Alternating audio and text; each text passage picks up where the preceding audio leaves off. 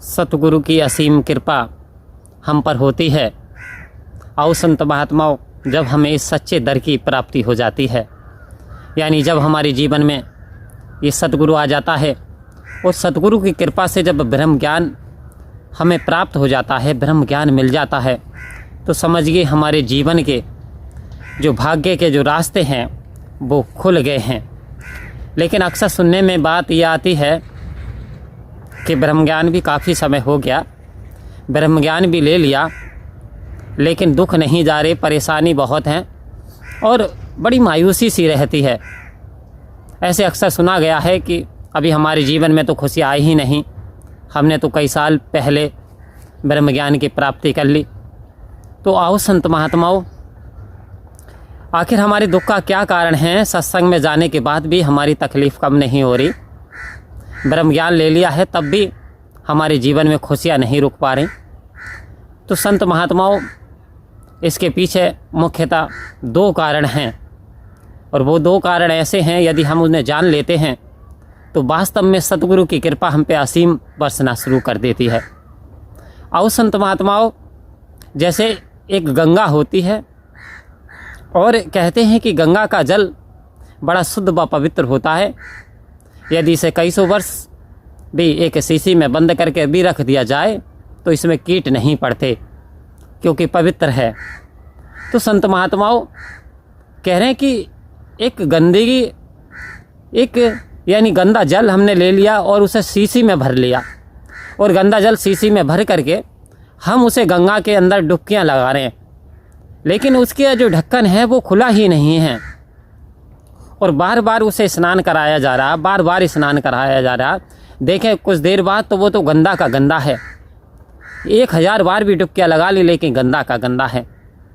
तो आओ संत महात्माओं, कहने का क्या तात्पर्य है, जो हमारे मन के अंदर जो विकार हैं, बुराई हैं, जो बैर, द्वेष, ईर्ष्या, जो कदूरत, यानी जितनी भी सारी बुराई हैं, यदि वो बुराई हमारे मन में घर कर गई हैं और संत महात्माओं उन बुराइयों को हमने छोड़ा ही नहीं है, और उसके साथ साथ क्या करते हैं, सत्संग में जाते तो हैं, लेकिन जाने के बाद जो बातें सद्गुरु की कृपा से आती हैं, जो सद्गुरु के द्वारा जो बातें, महापुरुष के द्वारा जो वचन आ रहे हैं, जो कि हमारे जीवन में निखार करने वाले हैं, जो कि हमारे जीवन में खुशियाँ लाने वाले होते हैं।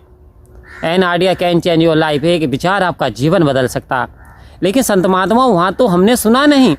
सबसे पहली गलती तो हम वहाँ पे बैठे और वहाँ बातों में उलझ गए, और बातों में ऐसे उलझ गए कि जो प्रवचन आ रहा उस समय भी हम बातों में मशगूल हैं, कुछ सुना कुछ नहीं सुना। तो पहला कारण तो ये है कि हम बैठे शरीर से, हम मन से बैठे नहीं। जिस दिन हम पूरी तरीके से समर्पण हो करके सत्संग में बैठेंगे और हमारी ये नज़रिया, ये एटीट्यूड रहेगा कि आज जो प्रवचन आएंगे मैं उन्हें पूरी तरीके से श्रवण करूँगा, श्रवण करूँगी और उन पर मनन भी करूँगी, चिंतन भी करूँगी कि क्या बोला गया। तो आओ संत महात्माओं, सबसे पहला काम, जब भी सत्संग में जाएं पूरी तन्मयता के साथ चेतन होकर के बैठें, और एक भी वचन ऐसा ना जाए जो आप ना सुन सकें। फिर उस पर मनन करें, चिंतन करें, क्या ये वचन मेरे जीवन में निखार ला सकता है, क्योंकि सद्गुरु के द्वारा आया हुआ है। आओ संत महात्माओं, कह रहे हैं दूसरी बात, ये जो मन के अंदर ये जो 5 चोर हैं, काम, क्रोध, लोभ, अहंकार, इन्हें एक एक करके, यदि 5 एक साथ नहीं निकल सकते तो एक एक करके हमें छोड़ना होगा। और यदि ये ऐसी विशेष ऐसी बुराइयां हैं जिन जिन का भी पतन हुआ इन्हीं 5 के खातिर हुआ। ये वो 5 चोर हैं जो दिन के चोर हैं, जो एक संत की, एक भक्त की सारी पूंजी को लूट लेते हैं, यानी पुण्य को ख़त्म कर देते हैं। आओ संत माधव, सबसे बड़ा आनंद इंसान को कब आता जानते? जब इंसान ने सत्संग सुना, उस सत्संग सुनने के बाद में 5 व्यक्तियों में जाकर के बैठ गया, और 5 व्यक्तियों में जाकर के उनमें से 3 का नाम नहीं आया, 2 का नाम आ गया स्टेज पे, तो 3 वो बुराई कर रहे हैं कि देखो इनके अंदर कुछ अहंकार आ गया, इन्होंने तो नाम ही नहीं बोला, और नाम ही नहीं लिया, ना जाने क्या समझते हैं। अरे साहब, बहुत बड़े महात्मा हो गए हैं। आओ संत महात्माओं, फिर वहीं पे हम भी उनकी हाँ में हाँ कर देते हैं, अरे हाँ पिछली बार मेरा भी नाम नहीं आया था। तो आओ संत महात्माओं, जहाँ चुगली होती है, निंदा की बात चलती है, वहाँ हमें शामिल होना ही नहीं है। हाथ जोड़ करके बस इतना कहना है कि महाराज मैं इस जगह नहीं हूँ, यानी मैं चुगली में शामिल नहीं हूँगा।